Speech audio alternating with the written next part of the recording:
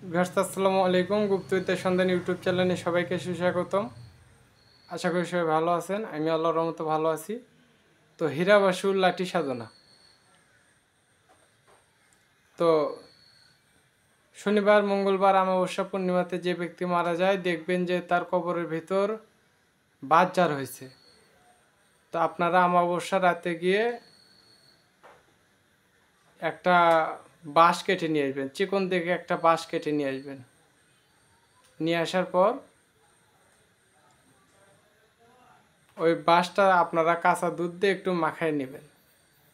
নেওয়ার পর মন্ত্র পাঠ করবেন, বিসমিল্লাহ কটকট কুঞ্জি কট। এই লাঠি যে কাজে লাগাবো সেই কাজে ধর। 101 বার মন্ত্র পাঠ করবেন, 101টি ফুঁক দেবেন। ওই লাঠিটা আপনার কাছে যতক্ষণ পর্যন্ত থাকবে কোনো জিন ভূত আপনার কোনো একটা পশমও নড়াতে পারবে না, এবং এর অনেক গুণাগুণ যা বলার বাইরে। ওইটা দিয়ে যদি কারো শরীরে টাচ করা হয় তাহলে ওর শরীরে সঙ্গে সঙ্গে জ্বর এসে যাবে, ও মৃত্যুর মুখে ঢলে পড়বে। এগুলো আমার কাছে যে সকল বিদ্যা, সমস্ত বিদ্যা গুরুবিদ্যা। তো সবাই ভালো থাকবেন, সুস্থ থাকবেন। আসসালামু আলাইকুম।